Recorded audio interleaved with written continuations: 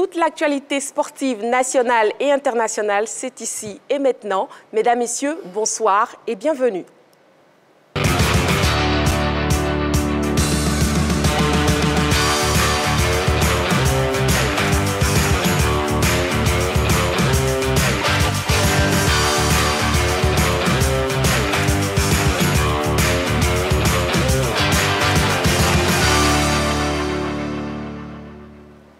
Vous faites bien de suivre la 3 de plus en plus nombreux. Une fois de plus, je serai avec mes chroniqueurs, mes consultants maison, une équipe formée de défenseurs, d'attaquants, de gardiens de but. Je ne sais pas qui est le défenseur, qui est l'attaquant.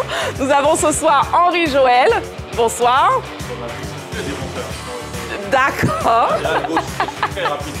Ça se voit. Jean-Philippe.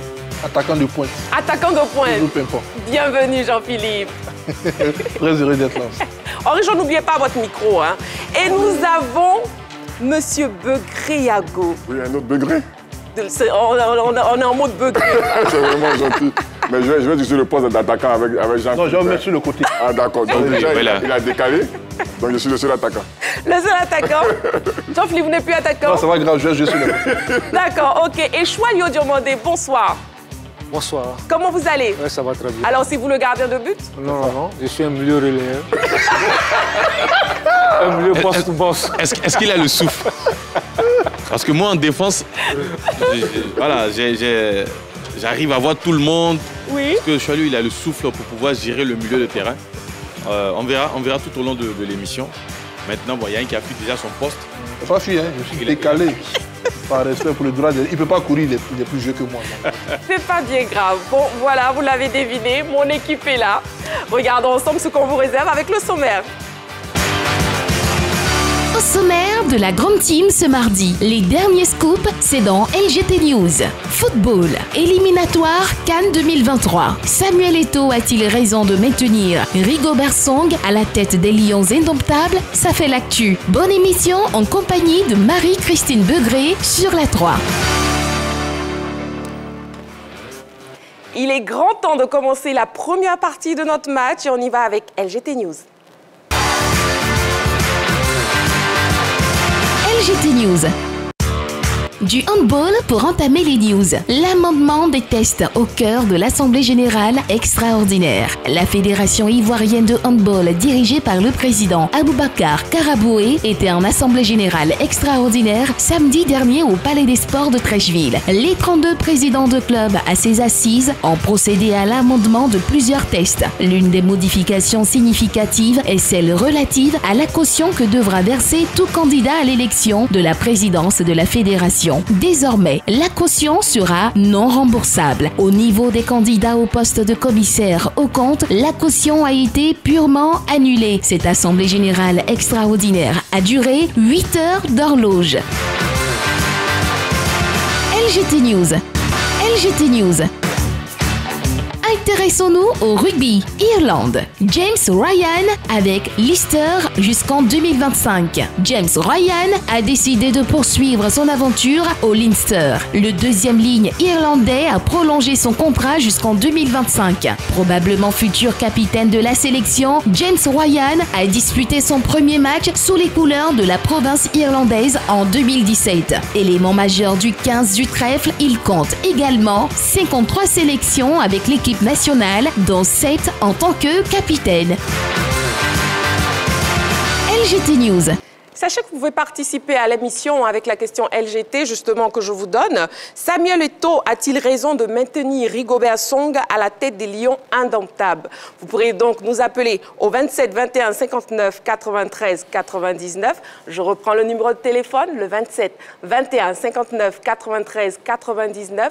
N'oubliez pas l'indicatif plus 225 si vous nous appelez hors de la Côte d'Ivoire ou vous pouvez nous écrire sur la page Facebook de la 3, une page qui vous appartient. On est là et on a bien envie de voir, de lire vos avis, vos commentaires. Bon, messieurs, les news ont été données. Vous avez choisi vos sujets. Begré-Yago, j'ai envie de vous entendre. Oh, c'est gentil. Moi, je vais parler un peu de cette génération de Montaigu, cette équipe ivoirienne là, qui est allée à Montaigu, 9e sur 16. Pour moi, c'est quand même un résultat un peu mitigé, mais c'est vrai, il y a un vivier, il y a du talent qu'il faut travailler, qu'il faut développer. Je pense que cette équipe de Côte d'Ivoire a les moyens d'avoir de très bons joueurs, a des moyens d'aller plus haut dans ce genre de tournoi. Il faut continuer à travailler, il faut faire un championnat de jeunes. Et si on arrive à faire tout ce programme autour de cette jeunesse-là, on peut être tranquille parce que le vivier est extraordinaire. Je dis toujours, je répète, la Côte d'Ivoire a le meilleur vivier footballistique en Afrique. Ce n'est pas discutable. À nous maintenant de travailler, de développer les footballeurs, de leur donner un potentiel. Et puis après, la Côte d'Ivoire va sourire tranquillement. Tranquillement. Jean-Philippe? Ben, moi, j'aimerais revenir sur le duo rêvé par Robert Lewandowski, qui souhaite revoir Lionel Messi du côté de la Catalogne. C'est vrai que ces dernières semaines, il y a eu beaucoup de bruit concernant un probable retour de Lionel Messi du côté de la Catalogne. Du côté du Paris Saint-Germain, il y a un enlisement au niveau des discussions concernant sa prolongation de contrat. Ça a ouvert la voie pour les supporters de Barça et pour le board, c'est-à-dire les dirigeants. Pour moi, c'est un peu dissonant entre la volonté de Lewandowski de signer du côté du FC Barcelone dans l'espoir de devenir Ballon d'Or, parce qu'il estimait que jouer au Bayern Munich l'avait un tout peu pénalisé par rapport à un joueur comme Karim Benzema. Et aujourd'hui, il veut un retour de Lionel Messi, Lionel Messi, voilà, du côté de la Catalogne. Alors qu'on sait que si Lionel vient, il va forcément lui faire gagner à Paris ou bien encore très loin de ce que les Saoudiens sont prêts à lui offrir. Donc on va regarder comment va se terminer cet épisode. D'accord. Choix le Diomandé? Oui, moi j'aimerais revenir sur ces éléphantaux. Oui. C'est U16. Parce que quand tu vois, déjà, ces résultats-là sont des coups. Ça ne doit pas être l'arbre qui cache la forêt. Parce que si on veut rester dans la durée, il faut vivement organiser pour faire jouer ces jeunes-là, ces U16-là. Il faut un véritable championnat de jeunes. Parce que quand il y a le championnat de jeunes, ça permet aux sélectionneurs de détecter plus de talent. Mais quand tu regardes ces U16-là, il n'y a pas de championnat. On a une équipe nationale U16. C'est quand même curieux. C'est quand même, il n'y a pas de cohérence. Ça veut dire que quand tu vois le résultat qu'ils ont fait, la qualité du jeu que ces jeunes ont produit, ça veut dire que si on a un championnat régulier de U15, de U16, de U17, la Côte d'Ivoire, je ne dis pas qu'elle va gagner tous les trophées, mais on sera dans la régularité. C'est-à-dire qu'on peut ne pas briller une année, après, on va rebondir. Quand tu regardes, depuis 2013, on a gagné avec la U17. On a gagné avec la U17, la CAN. Après, terminé. C'est fini. Il n'y a plus de résultats. On est éliminé partout. On est éliminé partout chez les jeunes. Donc je pense qu'il est grand temps, quand tu regardes ça, que ceux qui gèrent le football ivoirien puissent réellement se pencher là-dessus. Parce que la jeunesse, c'est l'avenir d'un football. Quand il n'y a pas de championnat de jeunes, on va encore après, dans 5 ans, 10 ans, courir après des binationaux qui vont nous snober, qui n'ont pas envie de venir. Mais s'il y a une bonne formation, s'il y a un bon vivier, s'il y a un bon championnat de jeunes, forcément, parce que toutes les équipes que vous voyez, toutes ces équipes-là, l'X, Sassandra, CO Korogo, Sabé de Bunda, toutes ces équipes, ont des équipes de jeunes. Hein? On des équipes de jeunes. Ça veut dire qu'il faut les faire jouer. Il faut une volonté politique de réorganiser tout ça et de faire jouer ces jeunes-là. D'accord. Voilà. OK. Henri Joël. Loin de vouloir faire peut-être un débat sur ce sujet-là, j'aimerais aussi revenir sur ce problème avec notre sélection U16. Je voulais évoquer la possibilité ou peut-être le fait que tous les clubs qu'il a cités là aient des équipes de jeunes. Peut-être quand on voit un peu ce qui se passe aujourd'hui avec le championnat des jeunes, parce qu'il y a un championnat des jeunes qui a commencé, qui concerne les moins de 20 ans. Sauf que tous les clubs n'ont pas de centre de formation. Ça, il faut le dire. Il y a des clubs qui profitent et surtout qui demandent l'aide des centres de formation que nous connaissons un peu dans nos quartiers pour pouvoir jouer le championnat avec ces équipes-là. Moi, je pense que l'idéal serait que la fédération oblige, et là, je l'ai déjà dit ici, la fédération oblige chaque club à avoir au minimum 3 catégories en son sein. Et surtout, le fait n'est pas d'avoir ces catégories-là, mais aussi de permettre à ces catégories-là de pouvoir disputer. C'est là où je vous rejoins en disant qu'il faut organiser les championnats de jeunes pour permettre à ces jeunes de toujours être en compétition et surtout ne pas faire le tour des centres de formation pour pouvoir sélectionner, recruter les joueurs ça et là pour constituer l'équipe nationale. Parce que ça a été le cas pour ceux qui sont partis récemment à Montaigu. Ils étaient composés en majorité de joueurs de la SEC et surtout de Jack FC, Jean-Yves Kwasi Crespo, le centre de Jean-Yves Kwasi plutôt, voilà, qui ont permis à la Côte d'Ivoire d'aller... Assez rapidement, Henri Joël, s'il vous plaît. Donc, il faut organiser un championnat des jeunes, mais le plus important, c'est d'obliger. Et je pense que là, la fédération peut le faire avec le cahier des charges qui est disponible. Obliger les équipes à avoir au minimum 3 catégories, ou peut-être même 2 catégories en leur sein, afin de permettre, afin de faciliter la tâche aux différents sélectionneurs. Il est grand temps maintenant de passer au Sabuzz de ce soir. On y va.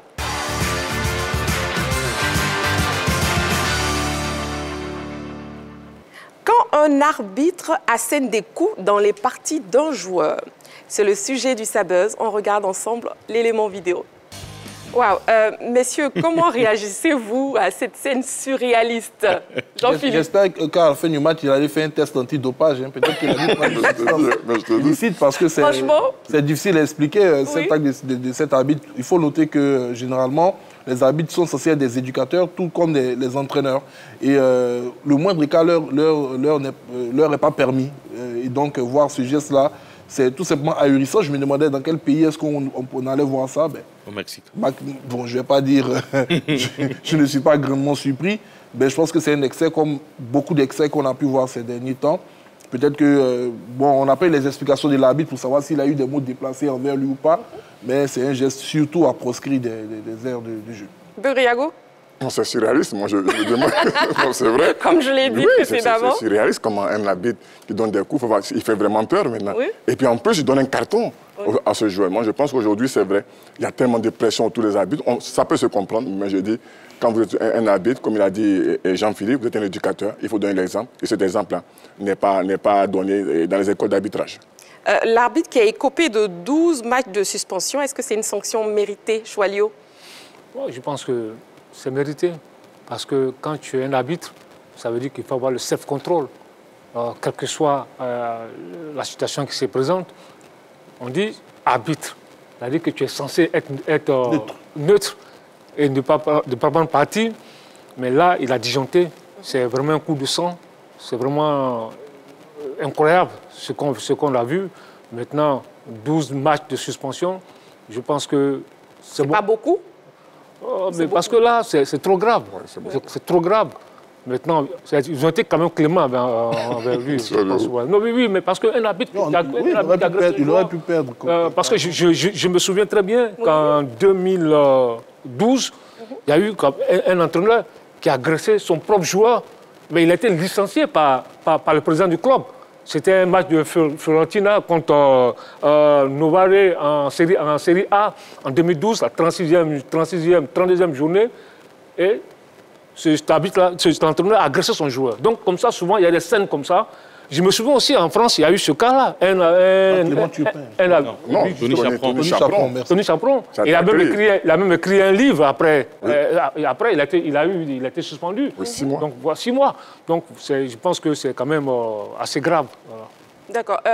Jean-Philippe, quelques exemples d'arbitres? Oui, il a cité... Non, vas-y. Mais c'est qu'il a cité, oui. Bon, pour l'instant, c'est le plus célèbre. Hein. Tony Chaperon, c'est le plus célèbre des arbitres ayant agressé un joueur. C'était un joueur de Nantes, lors d'un match de Ligue 1 française. Après cela, c'est vrai, après sa suspension, lui-même, il a décidé de prendre sa retraite. Ça a conduit à sa retraite. Oui, aujourd'hui, il est consultant sur une chaîne française. Et surtout, quand il est amené à parler de certains matchs, de certaines décisions d'arbitre, tout et tout. Mais rarement on revient, par exemple, sur cette scène qui, quand même, l'a poussé à prendre sa retraite. Comme Choualio l'a dit, il a sorti un livre où il explique, en long et en large, tout ce qui s'est passé tout au long de sa carrière, et surtout cette scène qui l'a poussé à partir. Maintenant, qu'est-ce qui s'est passé pour que lui, il puisse s'adonner à pareil acte. Bon, on ne sait pas. On ne sait pas ce qui se passe. Il explique rapidement. Il explique qu'il y avait un ballon qui s'appelait Diego, ce défenseur brésilien du FC Nantes. Il y avait une action dans le camp adverse. Diego Nolan. Voilà, non, il suit l'action et il ne fait pas exprès, il fait tomber l'arbitre. L'arbitre carrément pense que Diego a fait exprès pour le tacler. Il lui fait le même tacle et lui donne un carton rouge. Je pense que souvent, c'est la pression pour moi. Même dernièrement, Arsenal, Liverpool, cet arbitre, M. Constantine, l'assistant, qui a donné un coup de coude à Andy Robertson. Ça peut arriver, la pression des matchs, mais je pense que souvent, il faut être un peu clément. Mais c'est des éducateurs. Si on ne donne pas l'exemple maintenant, après, ça peut dégénérer. C'est clair. Mais déjà, messieurs, sachez que moi, Je suis en même temps arbitre aussi et en même temps capitaine. Donc j'ai mon carton rouge, j'ai mon carton jaune. Mais ne vous inquiétez pas, je ne vais pas taper dans certaines parties. mais déjà, vous pouvez donner les cartons à Jean-Philippe, à Begré, je peux même donner à Henri Jo. Moi, je suis bien. C'est ça. Et je fais les bonnes choses. Il n'y a pas de problème, Henri Jo. Henri Jo qui fait les bonnes choses. On va laisser Henri Joël. Et on va marquer une courte pause, juste le temps de la pub. Après, on se retrouve dans un tout autre décor avec Guy Orlus pour Talent de demain. À tout de suite.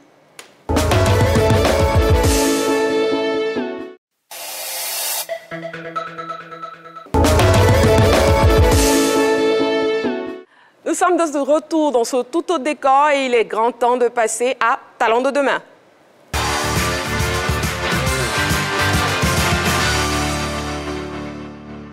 Pour cette rubrique, nous recevons Guy Orlus qui fait son entrée. Ouh là là! Guy Orlus qui arrive en BMX. Effectivement. C'est pas du tout facile. Hein. D'accord. Là, je suis soufflé. Ça va aller. Bonsoir, Guy Orlus. Bonsoir. Comment vous allez? Super bien. Je porte mon charme. D'accord. Bon, je sais, vous êtes impressionnant hein, ce soir avec la tenue, tout ça. On regarde votre vidéo d'abord, on regarde votre reportage et on revient sur le plateau pour en parler. C'est bon? Ça marche. On y va pour la vidéo. Conditions d'entraînement, il en procure. C'est ce que nous confient ses encadreurs. Vu Hakim aujourd'hui est le champion de Koumansi. Dans les départs, c'était très difficile pour Hakim. Très difficile. Mais vu ce qu'il fait aujourd'hui, je suis tellement fier du petit que je ne sais pas quoi dire. Le BMX, c'est les étapes. Hakim a passé plusieurs étapes avant d'être champion aujourd'hui. Donc c'est ce que je conseille aux enfants qui veulent faire le BMX. Aujourd'hui, je suis très content, je suis très ému de voir notre champion Koulibaly Hakim avec tous ces trophées, les trophées qu'ils ont apportés au club. Aujourd'hui, nous, on a été récompensés par la mairie de Koumansi. On a eu un diplôme de mérite grâce au travail de l'équipe qu'ils ont fait ensemble pour aujourd'hui tout ce trophée-là. Nous, on a reçu ça au club. C'est un travail d'équipe. On travaille ensemble dans la solidarité, dans le respect, dans la paix, pour pouvoir faire avancer le club. De base, notre talent, Abdoul Hakim, exerce dans la mécanique de vélo. Et en termes d'organisation, il sait comment faire la part des choses, puisque depuis des années, il allie les deux activités qui sont pour lui liées. Donc, ici, je travaille, je ne pas le vélo ici avec mon carton. On est de temps en temps, je quitte ici pour aller à l'entraînement, pour aller voir au niveau des BMX aussi, comme on est ici. Donc, c'est pour ça aussi. Quand il vient aussi au travail aussi, quand il me donne le boulot, on s'est débrouillé ici un peu. Ça fait maintenant 10 ans qu'on est ici ensemble. On fait nos travaux, on fait ensemble. C'est le dimanche et le vendredi soir, il m'a fait le BMX. Lui, en fait, il ne travaille pas. Donc, ici, il voit, il fait le travail aussi. Il voit si il peut aussi, il fait ce qu'il peut. Nous, avant, on travaillait sur les vélos, on dit les petits vélos 20, c'est comme ça on appelait. Mais maintenant, dès qu'il est venu, il a commencé à faire des choses sur le BMX. Vraiment, ça a vraiment plu à beaucoup de personnes. Moi, en fait, de ce quoi il me plaît. Au travail, c'est propre. Je fais exactement mon travail. Avec le BMX aussi, vraiment, je suis satisfait de lui. Parce qu'il a été 3 fois, il m'a fait 4 fois le trophée. Donc, quand il est sur le vélo, il fait marche arrière. Vraiment, moi-même, ça me compte. La voiture marche arrière, d'accord, mais le vélo marche arrière, il soulève le voiture. Comment et le patron ici assis, vraiment, je suis vraiment content. Je suis vraiment content. Ça me va très droit au cœur. Aujourd'hui, dans ce sport-là, moi, il va aller représenter Côte d'Ivoire aussi, à tous les pays aussi, en Europe, tout ça.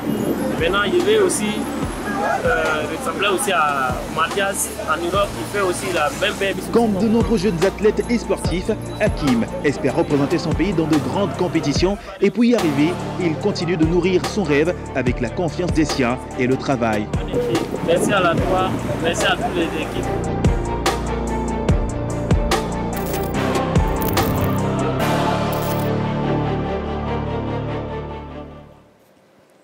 Donc, vous l'avez deviné, Guy Orlus qui est dans son équipement de BMX. Effectivement. Et vous avez été proche de ce jeune talent qu'on vient de voir. Quelle est sa véritable réalité? Eh bien, la particularité avec lui, c'est qu'il n'a pas fait les bancs. il n'est pas allé à l'école. Et aujourd'hui, c'est un réparateur de vélo. En fonction. Et puis depuis tout jeune, je pense, ça fait maintenant 11 ans qu'il pratique cette activité-là. Il allie réparation de vélo et puis pratique du BMX, qui est un BMX freestyle. Donc, comme je le disais, il n'a pas fait d'études. Et puis depuis des années, il est séparé de ses parents. Il est loin de ses parents. Il vit, on va dire, il essaie de gagner son pain à ses dépens en faisant de petites activités. Donc, c'est un peu exceptionnel. Et puis derrière, c'est le champion de Côte d'Ivoire de BMX freestyle. Donc, quand je regarde le parcours de ce jeune, tout de suite, on comprend que il rêve et puis il se bat tout simplement. C'est bien beau de rêver, c'est bien beau de se battre, mais est-ce que les équipements du BMX sont accessibles? Oui, j'ai eu la chance d'échanger avec eux. Oui. C'est pas du tout évident. Le premier élément, le plus important, c'est le vélo. Donc j'ai échangé avec le vice-champion de Côte d'Ivoire, de BMX freestyle, qui est Koné Keletigui, qui a fait savoir que pour avoir ce vélo, il faut préparer 250 000. Un vélo tout neuf, il faut 250 000. Et pour moi, pour quelqu'un qui se débrouille avec de petites activités, c'est beaucoup. Il m'a fait savoir qu'également, il y a des vélos, ce qu'on appelle généralement deuxième main, des vélos qu'on a après utilisation, qu'on peut avoir à moins de coût. À moins de coût, peut-être à 80 000 environ. Donc je pense que ça demande des moyens. Il y a aussi les casques. Les casques, c'est nécessaire pour se protéger en cas de chute.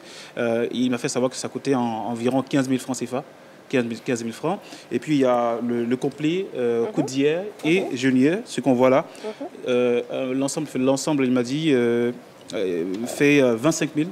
Wow. 25 000. Donc je pense que c'est beaucoup. Quand on essaie d'évaluer, un total, ça coûte dans les environs de 400 000. Donc pour des jeunes qui n'ont pas de grands moyens et qui rêvent, surtout que ce sport-là n'est pas du tout, on va dire, très connu, puis n'est pas tellement soutenu. Et ils font du gros boulot. Est-ce qu'il existe une plateforme d'expression pour ces jeunes talents? Oui, comme je le disais, il y a le championnat de Côte d'Ivoire de BMX, voilà, qui se déroule une fois, c'est-à-dire qu'en une journée, on compétit. Et généralement, ça réunit des clubs issus du Grand Abidjan, venant de Bassam, de Yopougon. Et donc, c'est à travers ces plateformes-là, appuyées par la Fédération ivoirienne de cyclisme, qui leur offre la possibilité de s'exprimer, de mettre en valeur leur potentiel, toujours dans l'espérance d'avoir une plus grande venue, comme on le dit en anglais, un grand espace d'expression. Je pense que c'est un peu ça, avec quoi ils essaient de faire le mieux pour pouvoir grandir. Vous les avez trouvés épanouis? Oui, on va dire épanouis parce que déjà, moi, j'avais peur de les voir exercer, pratiquer, tourner essayer de manier le vélo, se mettre au niveau du guidon. J'avais peur, mais eux, ils étaient tout contents. On ne tient pas compte des blessures, des difficultés qu'on va rencontrer. L'objectif, c'est d'exprimer sa passion, d'exprimer son savoir-faire. Je pense qu'ils sont très épanouis. Et quelle est la place que le BMX occupe au niveau de la Fédération ivoirienne de cyclisme? Là, je vais aller de mon propre commentaire. C'est un peu difficile aujourd'hui de classer le BMX puisque c'est un sport qui est en train de se faire un petit nom dans la sphère du cyclisme ivoirien. Mais il faut dire qu'il y a le cyclisme classique. Ici, on a le Tour de l'Est, on a le Tour de Côte d'Ivoire qui est, on va dire, largement au-dessus du BMX freestyle. Je pense qu'avec le temps, parce qu'il y a beaucoup de jeunes talents, de jeunes pratiquants de BMX freestyle qui sont dans les rues. Et je pense qu'avec un peu de moyens, c'est clair que cette discipline va attirer plus parce que c'est du spectacle, BMX freestyle quand même. Et Guy Orlus, est-ce qu'on pourrait rêver voir un jour un jeune Ivoirien aux Jeux Olympiques? Pourquoi pas, parce qu'on a déjà Koulibaly Hakim, qui est le champion de Côte d'Ivoire. Il y a aussi, je parlais il y a quelques instants, de Koné Keletigui, qui est le vice-champion de Côte d'Ivoire. Et je pense que ce dont ces jeunes ont besoin, c'est peut-être des stages à l'extérieur, sortis de la Côte d'Ivoire, pour avoir un temps d'expression et puis apprendre des pilotes de l'extérieur, voilà, leur donner des stages en France, pourquoi pas, parce que c'est là qu'on a le 9 fois champion du monde de BMX. Voilà, il s'agit bien sûr de Mathias Dandoua, voilà, qui est 9 fois champion du monde. Je pense que sorti de la Côte d'Ivoire, de donner plus de temps d'expression et puis d'apprendre, je pense que ça va leur donner des chances de compétir. Il y a Hakim Koulibaly qui avait eu la chance d'aller compétir du côté de l'Égypte en 2017, mais malheureusement, pour les questions de papier, il n'a pas pu partir. Donc je pense que c'est des moyens, il faut leur donner les moyens, on va les mettre dans les conditions pour pourquoi pas avoir des représentants au niveau mondial. D'accord. Merci Guy-Orlus pour toutes ces informations sur le BMX. Ouais. On vous retrouve la semaine prochaine pour encore Talent de demain. Il n'y a pas de souci. Pour le moment, je vais prendre des cours de BMX et je pense que je suis bien entouré. Mais vous êtes déjà bien protégé. Donc, je me fais un tour avant de partir. Allez-y. Donc, je vous dis à très bientôt. À très bientôt, Guy-Orlus. Au revoir, Guy-Orlus. Pour ceux qui nous prennent en marche, mais vous n'avez rien perdu pour l'instant. On vous permet de revoir les news. Ce sera avec LGT News. LGT News.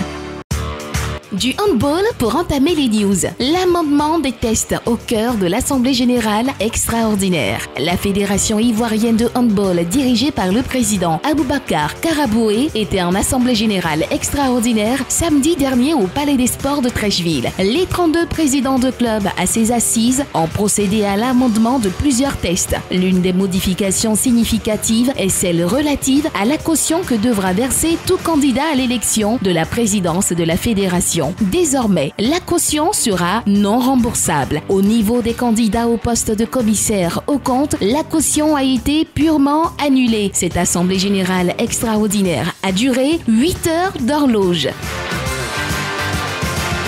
LGT News. Tennis à présent. Monte Carlo. Hugo Humber craque face à Lorenzo Sonego. Tout semblait être mis en place pour une victoire d'Hugo Humber. Mais le tennisman français qui avait le match en main a échoué au premier tour du Master 1000 du Monte Carlo, laissant l'Italien Lorenzo Sonego se qualifier pour le tour suivant en 3-6, 7-5, 7-5. La victoire est méritée pour Sonego qui a sauvé 4 balles de match avant de faire plier les chines à son adversaire.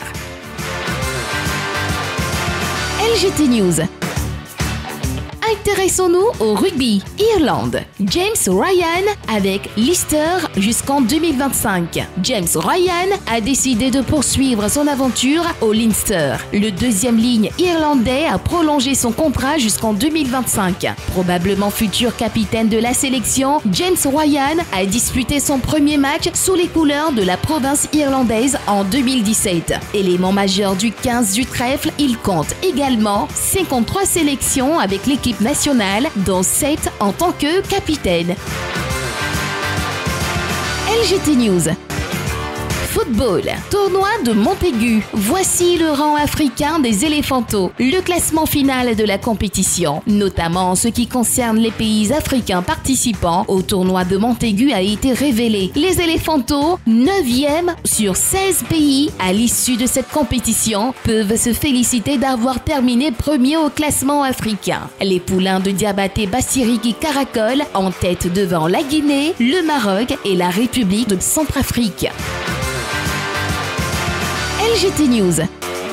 FC Barcelone. Lewandowski rêve d'un duo avec Messi. Robert Lewandowski a manifesté son intérêt de jouer aux côtés de Lionel Messi au Barça la saison prochaine. L'attaquant polonais estime que Léo appartient au club catalan et espérait de tout cœur que l'Argentin champion du monde 2022 reviendra. Je suis de retour sur le plateau principal de la Grande Team en compagnie de Henri Jo, de Jean-Philippe, de Beugriago et de Choualio Diomandé.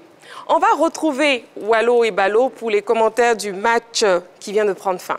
Messieurs? Oui, merci Christine Beugret. C'est terminé ce match de quart de finale. Terminé du côté de Etihad Stadium, hein, mon cher Ballo. 3-0 pour Manchester City. Ah, les Sky Blues ont marché littéralement sur les Bavarois avec des buts de Bernardo Silva, de Rodri et bien sûr tout simplement celui qui a bouclé la boucle en ce qui concerne les joueurs. Erling Haaland, l'inévitable Erling Haaland, je l'ai déjà dit, une passe décisive, un but, c'est le moteur de cette équipe de City qu'elle en avait besoin parce que l'année passée c'était une équipe qui jouait du beau football sans un buteur, sans un tueur devant. Cette fois-ci ils ont ce tueur, Erling Haaland, peut-être pour aller décrocher leur premier titre. Il faut savoir, Marie-Christine, que le Bayern de Munich doit marquer 4 buts à l'Allianz Arena à domicile à Munich pour espérer se qualifier. 4 buts sans en encaisser, ça paraît improbable, mais pas impossible. Oui, donc Marie-Christine Beugret, City a chanté sous la pluie du côté de l'Etihad Stadium, 3-0. Sacré Wallo et Ballot. Merci beaucoup, messieurs. Le téléphone est ouvert. Hein. Vous pourrez nous appeler au 27 21 59 93 99 pour nous donner votre avis sur la question LGT. Samuel Eto'o a-t-il raison de maintenir Rigobert Song à la tête des Lions indomptables? C'est le sujet de l'actu de ce soir.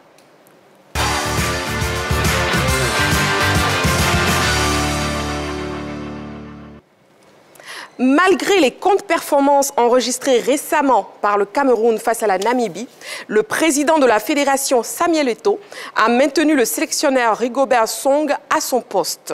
Une décision qui suscite beaucoup de commentaires. Cette vidéo préparée par la rédaction plante le décor. On ouvre le débat juste après. La question est donc posée. Samuel Eto'o a-t-il raison de maintenir Rigobert Song à la tête des Lions indomptables? Messieurs, j'ai bien envie d'avoir vos réponses. Vous avez vos petits panneaux. Donc, soit un oui, soit un non. Choalio, oui. Begriago, oui. Un non pour Jean-Philippe et un oui pour Henri-Joël. Jean-Philippe, pourquoi non? Je pense que je fais partie de ceux qui pensent, comme l'ensemble des observateurs camerounais ou la majorité, que c'est surtout une question du droit d'aînesse qui lie Samuel Eto'o à Rigobert Song. Parce qu'un entraîneur qui a enchaîné une performance de 6 matchs sans victoire à la tête des Lions indomptables du Cameroun, en partant par la défaite concédant un match amical face à l'Azerbaïdjan, en match amical comptant pour le mondial, jusqu'au nul face à la Serbie durant la Coupe du Monde, aucun entraîneur avant lui n'aurait pu bénéficier, je dirais, d'une telle clémence de la part du comité exécutif de la FECAFOOT. C'est vrai, Samuel Eto'o, pour moi, ce n'est pas un afrocentriste quand il est arrivé qui avait promis mettre à la tête de l'équipe nationale du Cameroun forcément l'un de ses compatriotes, parce qu'il avait milité auparavant pour des entraîneurs beaucoup plus expérimentés, qui avaient un bon vécu à la tête de cette équipe nationale. Il a voulu peut-être copier, suivre la tendance avec ce qui se passait au niveau de certains pays, mais je ne pense pas que Rigobert Song, pour moi, soit la personne idoine pour pouvoir mettre en place ce projet. Il a réalisé, je dirais, une performance extraordinaire, ou du moins les joueurs camerounais ont réalisé une performance extraordinaire en Algérie.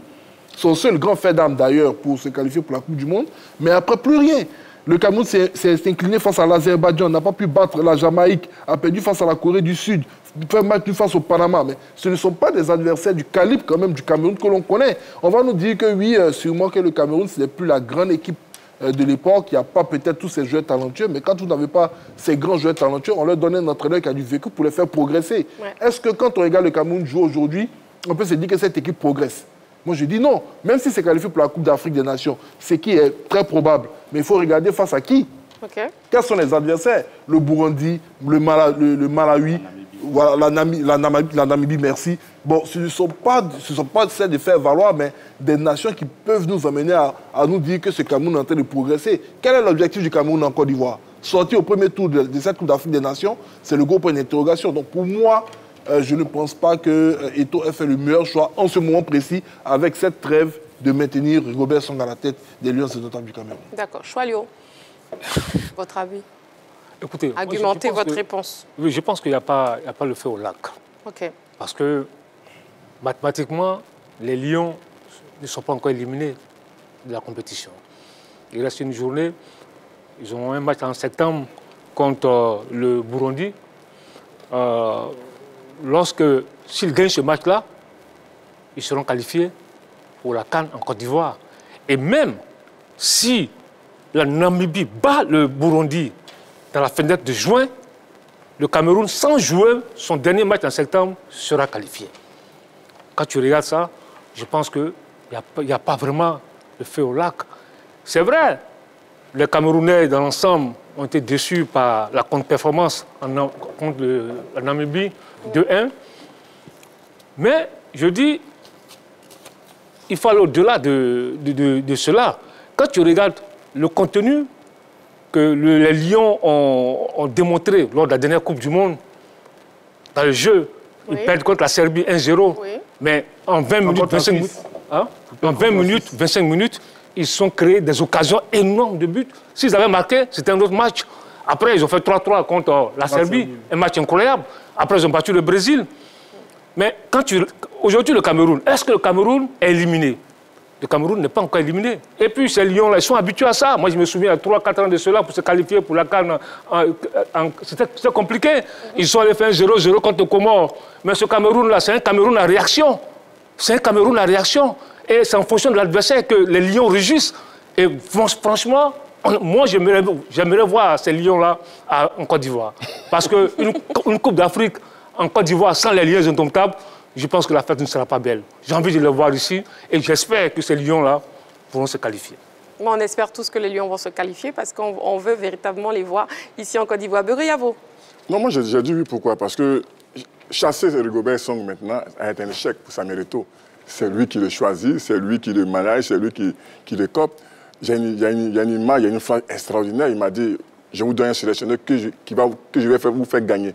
Quand un président de club, un président de fédération dit, je vous donne le sélectionneur que moi, qui va vous faire gagner, il y a un problème. Ce n'est pas le sélectionneur lui-même qui dit, je vais faire gagner le Cameroun et son président Samuel Eto'o, mais c'est le président de la fédération qui dit que le Cameroun va gagner avec lui. Donc, il y a un point de communication. Et ça, c'est un de deux. Est-ce qu'aujourd'hui, Rigobert Song est un entraîneur fédérateur? C'est une bonne question que je me pose. Il n'est pas un entraîneur fédérateur. Quand vous regardez le contenu camerounais, il est appauvri. Mais il faut se donner le contexte. Il y avait deux camps. Le camp du ministre, le camp d'Eto'o. Mais Tony Koscielny, l'entraîneur du ministre, Mouillet, il avait fait une bonne campagne. Ça jouait bien. Le contenu était extraordinaire. Mais sur Rigobert Song, c'est une pauvreté tactique extraordinaire quand on va jouer le Cameroun. Donc je pense qu'aujourd'hui, Eto'o ne peut pas le chasser parce que c'est lui qui l'a nommé, c'est lui qui l'a mis. Et le chasser, ça va être un échec pour lui. Donc moi, je pense qu'aujourd'hui, il faut boire avec Rigobert Song. Mais ce sera vraiment difficile pour le Cameroun, parce que le Cameroun, là, quand tu le vois jouer, avec le cas, comme je disais tout à l'heure, le cas Onana, le cas Ngadeu, il n'a pas réussi à gérer ces cas-là. Ça prouve que ce n'est pas un entraîneur fédérateur. Un entraîneur qui n'est pas fédérateur, il est un danger pour son équipe. D'accord, merci Yavo. Avant de revenir à vous, Henri Joël, on a un intervenant, M. Kofi Mathieu, qui nous appelle Mbato. M. Kofi Mathieu, bonsoir. Oui, bonsoir Marie-Christelle. Comment vous allez? Je vais bien, ou bien je me trompe de nom? Oui, c'est Marie-Christine. Marie-Christine, pardon, oui. Excusez-moi. Il n'y a pas de problème. C'est seulement hier que vous êtes là. Effectivement. On ne s'est pas encore familiarisé, mais ça va aller. Mais ça va aller très vite. Mais vous avez déjà trouvé, vous n'étiez pas loin, Marie-Christelle, Marie-Christine, mais retenez Marie-Christine. D'accord, merci beaucoup, merci. Alors, M. Kofi Mathieu, on vous écoute sur la question LGT de ce soir. Moi, je crois qu'effectivement, Eto'o a eu raison de maintenir Rigobert Song. Parce que quand tu regardes le Cameroun jouer, c'est vrai que pour le moment, les résultats n'ont pas encore suivi depuis qu'il est là. Mais si un travail se fait sur le long terme, le Cameroun ne pourra plus être arrêté. Vous avez vu que quand même Aliou Cissé est venu, au début, là, il y a eu des perturbations au niveau de son coaching, tout ça. Mais depuis que la mayonnaise a pris, aujourd'hui, le Sénégal est devenu une équipe redoutable. Donc, il faut qu'on apprenne un jour à pouvoir maintenir nos entraîneurs pour qu'ils fassent un travail sur le long terme pour espérer récolter les résultats après. D'accord. Donc, je suis entièrement d'accord qu'il reste. D'accord, ok. Merci beaucoup, M. Kofi Mathieu. Merci, ma soeur, et bonne émission. Merci beaucoup. Oui, Henri Joël. Alors, moi, j'ai mis oui parce que Eto'o ne peut pas faire autrement que de le conserver à la tête de l'équipe nationale. Pourquoi? Tout juste après la CAN et surtout avant le début du mondial, notamment avant le dernier match face à l'Algérie, Samuel Eto'o fait partie Antonio Conceição, qui avait été conservé par le ministre. Et à la date, en 2022, la FIFA avait donné raison aux techniciens portugais et avait demandé à la fédération camerounaise de lui verser plus d'1 million d'euros, 1,5 million d'euros, aux environs d'1 milliard de francs CFA. Donc déjà, il y a ce litige-là à gérer du côté de la fédération. Ensuite, le mondial a été budgétivore pour l'Africa Foot. Il y a eu beaucoup d'agents qui sont sortis des caisses de l'État pour permettre au Cameroun d'aller participer à la Coupe du Monde. Ensuite, nous avons ces deux. Et limogé aujourd'hui, Song revenait aussi à payer, je dirais, une indemnité pour son licenciement, parce qu'il n'est pas à la fin de son contrat. Donc voilà pour moi des exemples qui véritablement ont poussé peut-être Eto'o à lui faire confiance, parce que déjà c'est lui qui le fait venir, c'est lui qui le maintient, c'est lui qui fait partie, Antonio Conceição, Et c'est Eto'o qui, en quelque sorte, avec ce qui se passe au sein de l'équipe camerounaise, notamment le fait qu'on laisse de côté Gade, le fait que Onana ne revienne plus, je pense qu'il a entériné tout ça. Et surtout avec son entraîneur Rigobert Song. Donc aujourd'hui, le fait partie, ça sera un aveu d'échec pour lui-même, Samuel Eto'o. Et je pense que ça va être aussi très très coûteux d'essayer de gérer toutes ces indemnités de licenciement, notamment avec le Portugais et surtout avec Rigobert Song. Parce que même s'ils sont amis, si il est licencié dans les jours à venir, forcément on doit payer ces indemnités de licenciement pour Rigobert Song. Donc je pense que c'est toutes ces questions-là qui ont poussé Eto'o à réfléchir et surtout à le faire accompagner par la direction technique nationale pour essayer de gérer à bien son mandat. Mais je pense que ce n'est pas aussi le rôle de la direction technique nationale de s'intéresser, surtout de se mêler de ce qui se passe en équipe nationale. Ok. Nous avons un commentaire sur la page Facebook de la 3. Je suis Camerounais, mais je ne comprends pas comment on peut garder un entraîneur ayant des résultats aussi médiocres quand on prétend vouloir gagner la CAN ivoirienne en 2024, au regard du niveau du football africain de plus en plus relevé. Ah ben, il ne faudrait pas qu'on se trompe. Vous savez, le Cameroun est en difficulté. Et si le Cameroun se qualifie pour arriver en Côte d'Ivoire, connaissant l'état d'esprit des Camerounais, ça peut changer. Ça peut devenir une autre équipe du Cameroun qui va se présenter à Abidjan, qui va se présenter peut-être à Korogo ou à Bouaké. Et il va falloir faire très, très attention au Cameroun parce que la CAN aujourd'hui, c'est 7 matchs pour pouvoir remporter. Les Camerounais, ils ont l'état d'esprit pour cela. Hein. Ils sont capables de jouer 7 vilains matchs et de remporter la CAN et puis repartir. Non, moi je veux dire que cette configuration, elle a changé. Hein, depuis qu'on est passé une CAN à 24, on s'est rendu compte que ce sont des formations qui étaient vraiment préparées, tactiquement, qui arrivaient à remporter ce trophée. On est rentré dans une configuration à l'image de ce qui se passe dans les grands pays aujourd'hui, en Occident et autres. Il y a plus de vainqueurs surprises, pratiquement dans les compétitions. Le Cameroun a réalisé ce coup-là magnifique en 2017, mais aujourd'hui, vous n'êtes pas bon tactiquement, vous rentrez dans les rangs. On a des entraîneurs chevronnés. Aujourd'hui, on étudie, je dirais même, chaque élément, chaque entité. On essaie même d'étudier même ce que les joueurs mangent avant de venir sur le terrain. Donc, on n'est plus dans ces histoires d'orgueil où le Cameroun doit venir à l'orgueil, ils vont battre leur adversaire. Donc, moi, Jean-Philippe, excusez-moi, on va revenir à vous. On a un appelant, Monsieur Traoré Drissa, qui nous appelle de Touba. Allô? Allô. Monsieur Traoré Drissa, bonsoir. Oui, bonsoir. Comment vous allez? Oui, je vais bien chez vous. Très bien, merci. Alors, on vous écoute par rapport à la question LGT. D'accord. Je pense qu'il était difficile pour le président Samuel Eto'o de limoger Rigobert Song parce qu'il y a le timing. Il reste un match à jouer pour la phase éliminatoire pour la Coupe d'Afrique. Donc, contre le Burundi, si je me trompe. Voilà. Donc, c'est un dernier match. Il veut le laisser et voir l'œuvre. Parce que le changer actuellement, bien on peut le changer, mais qui peut le remplacer? Le consultant qui parlait de suite de Conceição qui est parti, on a vu dans les conditions dans lesquelles Conceição est parti. Donc si encore on doit changer Rigobert Song, on connaît la mentalité de Samuel Eto'o, il va vouloir un entraîneur local. Mais sur le plan local actuellement, quel est l'entraîneur qui est prêt à conduire les Lions actuellement? C'est ça aussi la question. Ça aussi la question. Et puis, au-delà de ça aussi, on voit aussi l'ingérence de Samuel Eto'o un peu dans le vestiaire. Moi, c'est la partie qui me gêne. On a l'impression un peu que Rigobert Song est l'adjoint de Samuel Eto'o. Parce que très souvent, on a vu des vidéos qui fuitent sur la toile où dans les vestiaires, c'est Samuel Eto'o qui a la parole. Il peut, si 10 minutes, Samuel Eto'o peut avoir la parole pendant 8 minutes et Rigobert Song 2 minutes. Donc, quelque part, je pense que c'est une paire. C'est une paire, c'est un duo qui gère cette sélection. Donc, limoger Rigobert Song aujourd'hui, ça serait vraiment se limoger soi-même. Raison pour laquelle Samuel Eto'o se sent un peu obligé de continuer avec Rigobert Song. Mais je pense que Rigobert Song est conscient du challenge qu'il attend. Lui-même, il a dit lors des éliminatoires de la Coupe du Monde face à l'Algérie que quand on ne sait pas qu'on est en danger, c'est ce qui est compliqué. Comme lui-même sait déjà qu'il est en danger, et vraiment, tous les Camerounais veulent venir en Côte d'Ivoire. Je pense qu'il va trouver la potion magique pour faire venir ces Lions indomptables en Côte d'Ivoire. Ici, on les attend. D'accord, vivement qu'il trouve la potion magique. Merci beaucoup, Monsieur Traoré Drissa. Merci. Oui, Jean-Philippe, je vous laisse terminer. Non, j'avais pratiquement terminé même mon propos concernant le maintien de Rigobert Song et puis surtout le fait que beaucoup de personnes pensent encore aux solutions miracles au niveau du football. Hein. Le football, je le disais tantôt, a beaucoup évolué et moi, je serais surpris aujourd'hui de voir une équipe qui n'est pas très bien préparée remporter une compétition ou aller au bout d'une compétition. On a connu ça par le passé sur le continent africain, mais c'est terminé. Et tout à l'heure, l'intervenant, et Henri Jo même le disait, on a l'impression qu'au Cameroun, peut-être après Rigobert Song, il n'y a pas un Camerounais qui ait l'étoffe de prendre cette équipe. Je comprends très bien l'argument financier. Le limogé aujourd'hui entraînerait irrémédiablement des paiements d'indemnités de licenciement.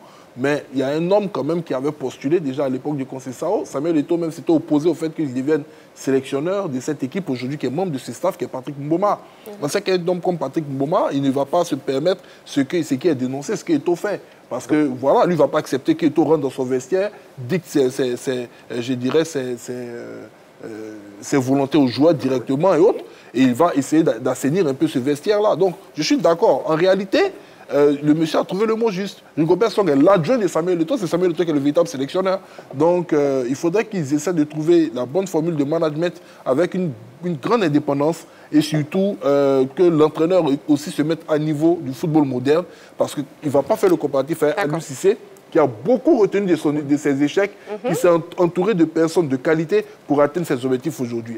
Actuellement au Cameroun, on ne voit pas cela en train de venir. Ok. Avant de continuer nos échanges, je vous invite à voir ce tableau récapitulatif des résultats de Rigobert Song, si la régie nous le permet. Voilà, il a été nommé le 28 février 2022. Cameroun, Algérie 0-1 en faveur de l'Algérie. Ensuite, Algérie-Cameroun 1-2. Le Cameroun se qualifie pour la Coupe du Monde. C'était pour les éliminatoires du Mondial. Ensuite, Burundi-Cameroun 0-1 en faveur du Cameroun. Ouzbékistan-Cameroun 2-0 pour l'Ouzbékistan. Corée du Sud-Cameroun 1-0 en faveur de la Corée. Cameroun-Jamaïque 1-1. Cameroun-Panama 1-1 également. Victoire de la Suisse face au Camerounais en 1-0. Match nul, c'est au Mondial.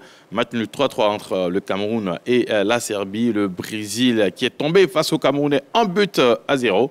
Le Cameroun qui va faire match nul avec la Namibie 1-1. C'était au match aller des éliminatoires de la CAN du côté de la Côte d'Ivoire. Et puis la même équipe de Namibie qui va battre le Cameroun au match retour. 2-1. Le bilan, c'est 12 matchs, 3 victoires, 4 nuls. 5 défaites, 11 buts marqués contre 15 buts encaissés. C'est un bilan qui est négatif, il faut le dire. Choualio, comment on peut reprocher à Rigobert Song son mauvais coaching alors qu'il a obtenu des victoires importantes face à l'Algérie et au Brésil? Écoutez, c'est vrai qu'il s'est loupé souvent dans son coaching, mais quand tu regardes les matchs qui comptent, les matchs qui ont compté, moi, après la défaite 1-0 à Douala face à l'Algérie lors du barrage aller de la Coupe du Monde, on a dit que c'était fini pour les Lions indomptables. Mais ils sont allés réaliser l'espoir à Blinda où il est difficile de gagner à Blinda. Mais le Cameroun allait terrasser les fenêtres à Blinda pour se qualifier pour la Coupe du Monde. Je dis que, vous savez, il reste une journée. Honnêtement, une journée, on ne peut pas limoger un entraîneur à une journée de la fin d'une compétition comme ça, où un entraîneur, il n'est pas encore éliminé, il reste seulement peut-être un nul ou une victoire pour le Cameroun. Je pense que le limoger là, ça va manquer de cohérence. Et puis, quand on parle de vestiaire, de Palab, de Onana, de Ngade, mais l'histoire des Lions indomptables est émaillée d'incidents, de vestiaire. C'est là-bas que le Cameroun tire sa force. On se souvient très bien de Palab, Antoine Bell, Nkono. C'est comme ça le Cameroun. Ils tirent leur force dans ce genre de conflit. C'est une équipe qui est habituée. L'histoire des Lions, ce n'est pas un long fleuve tranquille. Donc moi, franchement, quand je vois tout ça, je me dis non, le Cameroun, là, pourra se qualifier pour la Coupe d'Afrique des Nations. Mais il faut laisser son travailler. Parce que quand tu regardes, reprenez les matchs de la Coupe du Monde. Reprenez le contenu des matchs de la Coupe du Monde. Vous allez voir que ce Cameroun qu'on a vu à la Coupe du Monde, c'est un grand tournoi. Ils ont élevé leur niveau de jeu. Mais si ce Cameroun-là se qualifie pour la Coupe d'Afrique des Nations, mais ce sera notre Cameroun. Parce que c'est une équipe qui est capable de booster son niveau de jeu et son mental. Sinon, c'est vrai, je comprends un peu la réaction de certains Camerounais, la défaite contre la Namibie, le nul à domicile contre la Namibie, c'est vrai, mais je dis, franchement, il faut finir d'abord avec ces éliminatoires-là et puis voir ce qui va se passer. D'accord. On reviendra à vous tout de suite, Veugré. On a M. Kwasi Richard qui nous appelle de Divo. M. Kwasi Richard, madame. Bonsoir. Oui, bonsoir, madame. Comment vous allez? Oui, je vais bien. Et chez vous? Très bien, merci. Bonsoir, la team. Bonsoir. Bonsoir, M. Kwasi. Oui, si je veux, M. Charles Dumondé, bonsoir. Bonsoir. En tout cas, le sujet est bienvenu. Ah, merci. Voilà. Il faut dire que si on devait aller ici, aujourd'hui le Sénégal n'a pas, je peux dire qu'il n'avait pas remporté la CAN. Voilà. Panel tout a bien fait de garder les régulièrement sur la sélection camerounaise. Vous voyez, le Cameroun toujours, on dit rien n'est impossible aux Camerounais. Vous voyez l'éliminatoire du mondial et qui nous a montré. Voilà, ce Cameroun-là, moi je suis sûr que ce Cameroun-là va se qualifier pour venir en Côte d'Ivoire. Donc, le tout a bien fait. Et au moins, consomme les Camerounais. Je vous remercie, c'est ma contribution. Merci beaucoup. Merci beaucoup pour votre contribution. Oui, Periago. Non, je pense qu'il faut revoir le contexte. Quand on parle du Cameroun, pour moi, l'un des meilleurs Cameroun de l'histoire, c'est le Cameroun de 2000 et 2002. Il y avait de la qualité, ça jouait bien, il y avait du contenu. Il ne faut pas qu'on dise souvent que le Cameroun, c'est seulement le mental. Non. Mais si vous avez un mental, que vous n'êtes pas cohérent, vous n'avez pas une bonne assise tactique, vous n'êtes pas une équipe de football. Donc je pense qu'aujourd'hui, ce Cameroun de 2002 avait de la qualité. Donc ce n'est pas le même Cameroun. Aujourd'hui, quand vous êtes un entraîneur, et je répète, que vous n'arrivez pas à fédérer, vous n'arrivez pas à prendre des décisions, quand vous n'arrivez pas à transmettre. Parce qu'un entraîneur, c'est quoi? C'est un bon pédagogue, mais c'est un bon psychologue. C'est quelqu'un qui sait transmettre. Rigobert a eu les A'. Ça n'a pas marché. Il a eu les U23. Ça n'a pas marché. C'est vrai, aujourd'hui, on lui donne une chance avec l'équipe nationale A. Quand vous regardez la Coupe du Monde, si aujourd'hui, bien joué pour le Cameroun en cette Coupe du Monde, c'est 3 défaites ou une victoire, 2 défaites et une victoire. Je dis non, ce Cameroun a un crédit extraordinaire. C'est une équipe qui doit s'organiser. Quittons ces bases pour dire que le Cameroun a toujours joué dans la difficulté. Non, le football commence à devenir scientifique. Si vous ne préparez rien, vous ne gagnez pas sur le long terme. Ce Sénégal aujourd'hui, qui est champion d'Afrique, c'est un Sénégal qui a préparé la preuve. On voit toutes les sélections sénégalaises vainqueurs. Oui. Donc c'est un travail de longue haleine qui a été préparé. Continuons à nous préparer en Afrique. Ne disons pas que parce qu'aujourd'hui, c'est dans la difficulté qu'on gagne, on va continuer. Non. Préparons nos sélections, développons nos sélections, mais avec Rigobert, est-ce que c'est l'entraîneur qu'il faut à la place qu'il faut? C'est la grande question que je me pose. Alors le problème, ce qu'on évoque ici, c'est que c'est pas la capacité, c'est pas le fait que le Cameroun ne se qualifiera pas pour la CAN en Côte d'Ivoire. On est tous ici, tout le monde est unanime sur le fait que le Cameroun va se qualifier. Ils vont se qualifier parce qu'ils ont 2 chances, ils ont 2 grosses chances de se qualifier. Déjà en juin, s'ils ne jouent pas et que la Namibie bat le Bondi, ils vont se qualifier. Et ils ont la possibilité, même sur la dernière fenêtre, de se qualifier s'ils battent le Bondi à domicile, à Douala ou à Yaoundé. Ça dépendra de là où le Cameroun jouera son match. Mais ce qu'on évoque ici, c'est que... Donc finalement, pourquoi ce tapage médiatique? D'abord, il y a le contenu. Le contenu de jeu au niveau des Lions indomptables, ce n'est pas fameux. Ensuite, il y a les problèmes de joueurs et surtout les problèmes avec l'environnement. Vous savez, la qualification pour la Coupe du Monde, elle se fait avec un défenseur qu'on appelle Ngadou Ngandjoui, qui était, je dirais, le patron de la défense. Quand on l'écarte, qui vient? C'est Nkoulou et...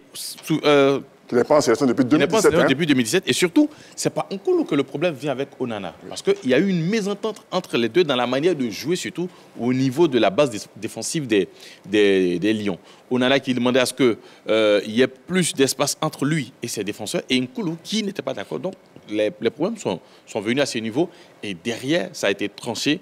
Onana ne vient plus. Ça a été soutenu par le président, ça a été soutenu par le sélectionneur. Et aujourd'hui, on voit avec Epassi qui est là.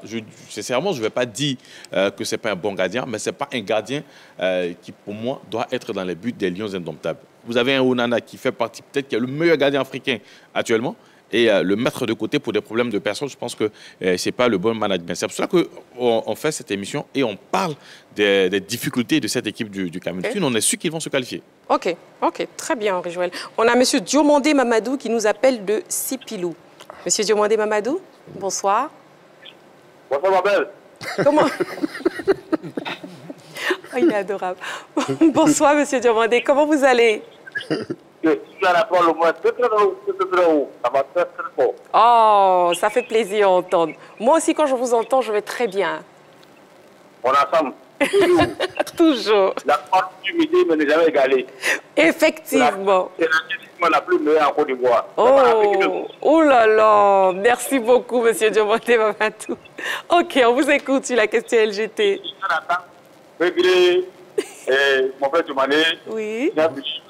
Oui, bonsoir, monsieur Diamanté. Tout le monde vous salue aussi. On vous écoute. Ce que je dis, il y a des qui ne trouvent pas. Ils ne trouvent pas. À 84, ils ont pris la coupe. Ils ne vont pas venir, puis nous on prend la coupe là. Donc moi, je dis pas qu'ils vont venir. On a qu'à les éliminer, on a qu'à rester là-bas. Et puis, pour la coupe, parce qu'ils ont à Côte d'Ivoire ici. À 84, ils ont tiré contre le Nigeria, où ils ont allé péter dans la place là. Oui. Donc, je sais que le Cameroun, c'est le gars qui tout à Côte d'Ivoire. Il ne va pas rester là-bas, c'est un bon signe pour nous. Bon, allez, à toi, on est ensemble. On est ensemble. Merci beaucoup. Bonne soirée. Jean-Philippe. Il a tranché carrément. Voilà, Jean-Philippe. Que dire sur la vie de M. Diomandé Mamadou? Qui dit qu'il faut qu'il perde, qu'il reste. Non, moi je suis d'accord avec lui. Hein. Moi je le dis tantôt. Vous savez, je pense que les Camerounais, je pense qu'ils ont un gros regret avec ce qui s'est passé en 2015. Oui. Quand ils sont arrivés, la Côte d'Ivoire était un peu dans le même chemin qu'eux, avec Hervé Renard. On jouait un match ici à Couperé. En cas de défaite, on était éliminés. Et lorsque le match était en train de s'achever, on a vu Hervé Renard tout en colère rentrer au vestiaire parce que Kolo Touré avait demandé aux joueurs de garder le ballon. Et il y a eu la fameuse expression le derrière, la stratégie à la Kolo. Quand Kolo était interrogé par la presse, il a dit, ben, écoutez, on a fait le beau jeu pendant des années, on n'a rien gagné, on va pratiquer un football pragmatique. Quand on est arrivé à la CAN, on est passé par le Cameroun pour aller soulever notre trophée en les battant au troisième match, en sortant de la phase de poule. Donc quand on a l'opportunité d'éliminer un adversaire au niveau de la phase de poule, prétendant au titre. Un prétendant au titre, il faut les éliminer. Moi, je ne souhaite même pas les voir à Abidjan, ça je le dis clairement. Voilà, je ne souhaite pas les voir à Abidjan. Voilà, on a déjà assez de problèmes à régler avec le Maroc qui est qualifié, l'Algérie, l'Afrique du Sud, le Sénégal. Il ne faut pas venir ajouter le Cameroun. Il faut battre les grands pour nous, on préfère. Nous, on veut remporter. Voilà. On préfère voir les Camerounais à Abidjan pour la CAN 2024. Les Camerounais qui font partie du groupe C. On va déjà voir, si la régie nous le permet, le classement et le calendrier du groupe C, infographie. Voilà, le Cameroun, parce qu'ils sont trois, il y a eu un forfait. Donc le Cameroun qui est deuxième derrière l'équipe de la Namibie qui a 5 points, qui est leader, et surtout le Burundi qui est troisième avec un seul petit point. Voilà. Choalio, oui, vous voulez ajouter quelque chose? Oui, contrairement à ce qu'Aurélie a dit, oui. Moi je souhaite voir ce Cameroun-là. Effectivement. Et je souhaite voir une sélection qui a participé à 20 phases finales de Coupe d'Afrique des Nations, qui a gagné 5 trophées. Et je veux voir un beau champion d'Afrique. Donc tous les gros doivent être là. Le Cameroun doit être là, l'Algérie doit être là, le Maroc doit être là, l'Égypte doit être là. Comme ça, on va avoir un beau champion d'Afrique. Alors, Marie-Christine, vous êtes d'accord avec moi quand je dis ici que si le Cameroun se qualifie, ça sera une autre équipe. Ils ont fait mine de ne pas être d'accord, mais là, ils sont d'accord parce qu'ils savent que si le Cameroun arrive en Côte d'Ivoire, ça sera une autre équipe. Mais je suis d'accord. Mais vous savez, messieurs, s'il vous plaît, vous savez, Jean-Philippe. Ah bon? Carton jaune. Ah, parce que les Camerounais, ils nous regardent beaucoup. Parce que nous sommes fair-play ici. Nous sommes suivis par les Camerounais. Et c'est bien vrai que nous voulons qu'ils soient présents pour la CAN 2024 ici en Côte d'Ivoire. On a aussi le public sportif ivoirien qui s'est mobilisé. Pour attendre les Camerounais, pour accueillir et surtout pour les loger. Mais surtout, ils ont répondu à notre micro. On regarde l'élément vidéo. C'est vrai que Rigobert Song est un ancien de la sélection camerounaise. Il a prouvé, il a donné tout ce qu'il pouvait donner à la sélection. Mais aujourd'hui, le Cameroun a besoin d'un entraîneur, de gros calibre pour relever les défis. Voilà, Rigobert Song, c'est vrai, il a essayé, mais ça ne marche pas. Donc pour moi, Samuel Eto'o, le président Samuel devait faire maintenant ce qu'il y a à faire d'enlever Rigobert Song et de positionner un entraîneur de renom pour que l'équipe nationale puisse avancer. D'abord ici, fier de le père Song. Voilà, déjà, il a déjà qualifié le Cameroun au mondial. Mais il peut qualifier encore le Cameroun au second tour. Mais il sait qu'il peut le faire. Mais le père est au fils. Il sait pourquoi il a pris Songui. Mais il connaît la capacité de Songui. Songui, c'est un gars de Lyon. Un lion ne meurt jamais. Un lion reste toujours un lion. C'est pour ça qu'il est si fier de la sélection que Songui fait. Voilà. Eto'o a mal fait de garder Song parce que quand ça ne va pas, il faut changer. Actuellement, ça ne va pas. Il faut changer. Peut-être avec un autre coach, ça ira mieux. Effectivement, il a bien fait parce que c'est son milieu. Il est une icône du foot. Et c'est pourquoi il a reconduit. Voilà. Lui donner encore une seconde chance. Comme on le dit, toute personne, on commet des erreurs, mais les erreurs nous permettent de nous corriger. Et c'est pourquoi il a reconduit. Lui donne encore une seconde chance pour se rattraper des erreurs qu'il a commises et puis plus se perfectionner. Voilà, lui donner encore une seconde chance. Si dans cette chance que malheureusement ça n'a pas pu marcher, c'est pour appeler un autre entraîneur. Voilà, il le ferait voir qu'il n'a pas laissé le choix parce qu'il a déjà donné une seconde chance pour essayer. Mais avec ce même entraîneur, nous avons vu dans les différents matchs que ça a été toujours le même classement, ça a été toujours le même style de jeu produit. Donc il y a de quoi douter de M. Robertson. Vous savez, souvent, c'est pour voir les capacités de l'entraîneur. À chaque match, même si c'est le même classement, au moins, on voit quelques différences. Mais là, nous avons vu que c'est le même jeu produit. Donc, selon moi, ce sont les joueurs même qui se sont donnés à fond. Parce que là, la Coupe du Monde n'est pas une petite compétition. Il y a des joueurs aussi qui cherchent à prouver la Coupe du Monde pour avoir de nouveaux clubs. Sinon, prenons l'exemple sur le Maroc. L'entraîneur du Maroc, le nouveau entraîneur du Maroc, à travers les différents matchs du Maroc, nous avons vu plusieurs différences à plusieurs postes, surtout dans presque tous les matchs du Maroc. C'est ça vraiment la fierté de l'Afrique. Mais contrairement au Cameroun, Robertson n'a pas le niveau pour entraîner une grande nation comme le Cameroun. Ok, bon, voilà. Nous, on est prêts ici en Côte d'Ivoire. On attend la grande nation du Cameroun, Beriago, n'est-ce pas? Oui, franchement, mais je veux dire, si tu es champion d'Afrique, il faut passer sur tous les grands. On n'a pas peur, on les attend de pied ferme. Là, on joue à Abidjan, on joue chez nous, et on attend le Cameroun de pied ferme. Ouais. Ça, c'est un ancien international ivoirien qui a parlé. Ils vont faire le tirage, on sera dans la même poule que le Cameroun. D'accord. Vous savez quoi, messieurs? On va souffler un tout petit peu, le temps de la pause. On revient tout de suite après. Ne bougez surtout pas.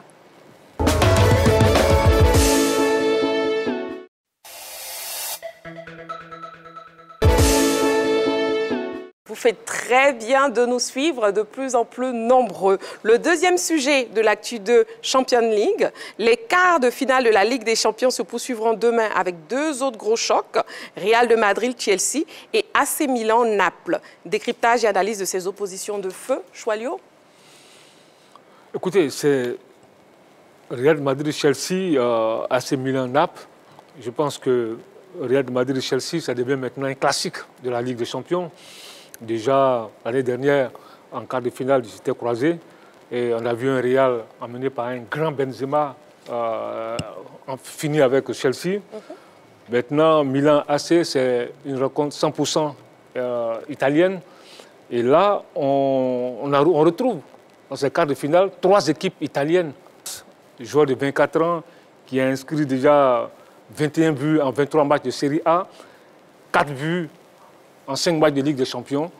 Je pense que c'est un match, il y a 50-50 entre Milan et Napoli. Maintenant, le Real et Chelsea, je pense que le Real de Madrid, c'est quand même, il connaît l'odeur de la Ligue des Champions. C'est une équipe qui est redoutable. Je pense que pour moi, le Real est encore favori. Ok. Est-ce à dire qu'on doit s'attendre, Beriago, à des matchs très disputés demain? Oui, forcément, surtout le match du côté Naples-Milan-C. Moi, je pense que c'est l'expérience contre la jeunesse, cette équipe milanaise qui a 7 Coupes d'Europe, si je me trompe, donc 7 titres. Donc aujourd'hui, c'est l'expérience du très haut niveau, du vécu, du parfum de la Ligue des Champions. Et puis une équipe de Naples avec un Osimhen de feu. Mais je pense que cette équipe de Naples a le moins les hommes pour aller titiller cette équipe milanaise. Et puis Real et Chelsea, c'est l'expérience, c'est la meilleure équipe d'Europe de tous les temps, le Real Madrid, qui aime le parfum de cette Coupe d'Europe. Le Real n'aime pas entendre le mercredi. Quand le Real entend ce mercredi-là, c'est une équipe qui sait se sublimer. Et je pense que c'est une équipe qui va performer demain encore. Jean-Philippe, laquelle de ces deux rencontres constitue-t-elle pour vous le véritable choc? Laquelle des deux? Le Real face à Chelsea, parce que vous avez deux champions récents de cette compétition. Le Milan AC a gagné 7 trophées, mais je pense que le dernier trophée du Milan AC, ceux qui ont vu ce trophée-là ont plus de 30 ans pratiquement aujourd'hui. Bon, c'est pour les taquiner un peu parce qu'il y a quand même longtemps qu'ils ont remporté ce trophée-là. Ben, je dirais que pour cette Champions League, vous savez, j'ai eu très envie de paraphraser José Mourinho à l'entendre de mes propos. Il disait que la Champions League commençait vraiment à partir des quarts de finale. Parce qu'après du second, il n'y a plus de calcul possible. Vous êtes à la fois tout proche de remporter ce trophée, mais encore assez loin. Donc là, les entraîneurs doivent essayer de canaliser l'excitation des joueurs pour ne pas qu'ils fassent tout et n'importe quoi sur le terrain. Et l'année passée, on a suivi quand même cette confrontation entre le Real Madrid et Chelsea, où à l'aller, le Real s'était imposé 3-1 du côté du Stamford Bridge. Et au retour, Chelsea était à 2 doigts d'éliminer le Real Madrid. Il a fallu attendre les ultimes instants de cette rencontre pour voir Rodrigo venir planter ce but-là qui a permis d'avoir la prolongation. Et puis le but de Benzema qui a éliminé cette formation de Chelsea. Sauf qu'il y a eu un gros changement au niveau de cette équipe de Chelsea. Il y a eu le départ de l'entraîneur qui était présent depuis la fin de la saison, Graham Potter. Et il y a eu l'annonce de l'arrivée de Nagelsmann, qui était l'entraîneur du Bayern Munich. Sauf que dans l'entremède, Chelsea a fait venir Frank Lampard. Donc pour moi, si Nagelsmann venait, j'allais avoir une certaine crainte parce que c'est un grand tacticien. Lampard face à Ancelotti, ben, je vais rester prudent. Je préfère attendre de voir, mais je pense que le Real part avec les faveurs de pronostic. Très bien. Justement, en parlant de Benzema, il y a son coéquipier Eduardo qui a accordé une interview à RMC Sport où il évoque la possibilité d'un deuxième ballon d'or pour l'attaquant. On écoute.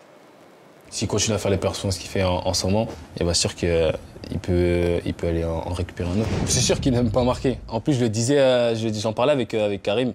Je disais qu'il fallait que je travaille aussi sur ma finition là, le dernier match. Parce que j'ai pas forcément cette habitude d'être dans la surface. Du coup, ça fait que soit je me précipite, soit je fais pas forcément les bons choix. Donc je pense que c'est quelque chose que, comme il a dit, c'est ma marge de progression. Il donne des conseils justement, Karim Benzema, sur ce secteur bien précis? C'est sûr, il me dit de rester à mon poste aussi, de faire les choses bien, jouer simple, et gérer à l'avant et de le regarder souvent.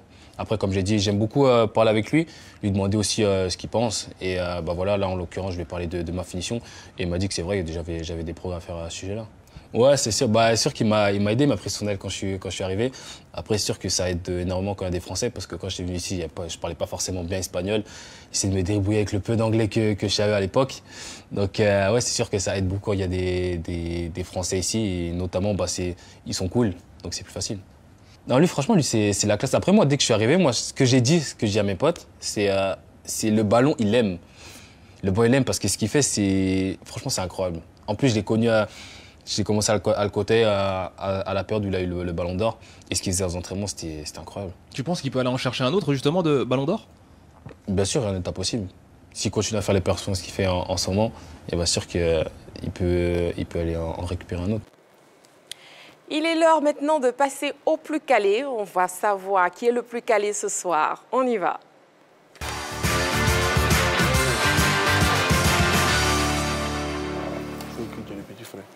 Le plus calé spécial Bayern de Munich. Déjà, vous jouez en équipe, messieurs. Donc, nous aurons donc l'équipe Henri-Joël et Jean-Philippe et l'équipe Begriago et Choalio Diomandé. La Juventus. Non, je ne suis pas la Juventus. La jeunesse. Je ne suis pas la Juventus. On y va pour la première question. Comment s'appelle le camp d'entraînement du Bayern de Munich? Sabener-Strasse, FC Bayern Campus, Paul Breitner Campus. A, B ou C? On y va, messieurs? Oui? La réponse C pour Begriago et la réponse A pour Henri-Joël.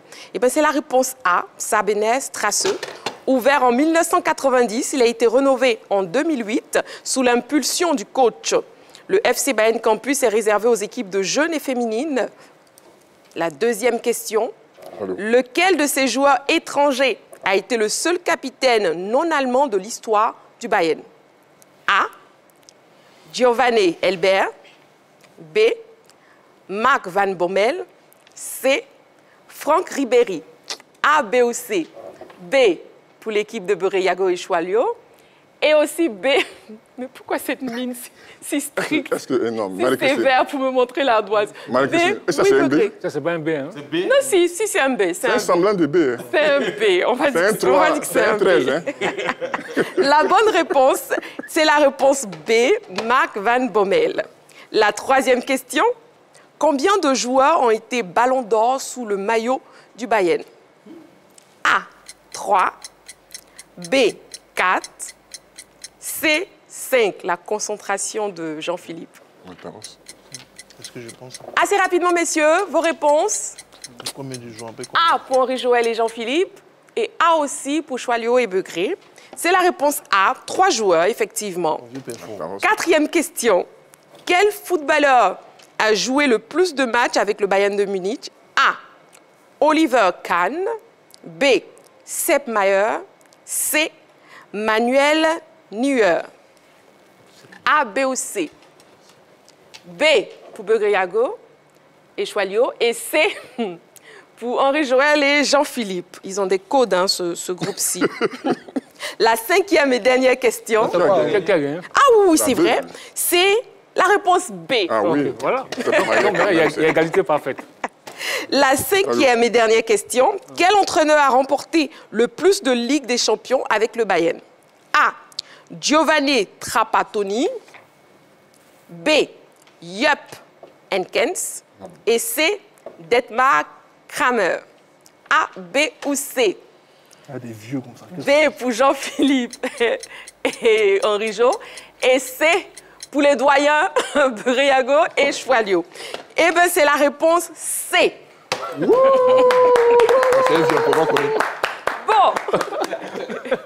Question de vieux.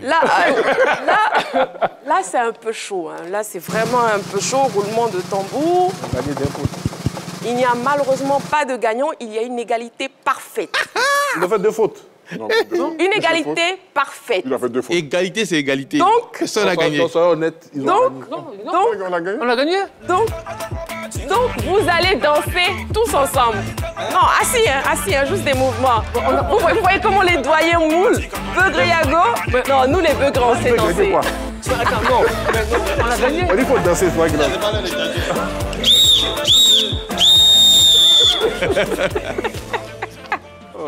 C'est la fin de la grande team de ce soir. Messieurs, merci beaucoup. Henri-Joël, Jean-Philippe, Begré-Yago, Choilio Diomandé, merci beaucoup. Merci aussi à vous, très chers téléspectateurs. On se retrouve demain, mercredi, 20h30. D'ici là, prenez soin de vous et n'oubliez pas, faites toujours du sport.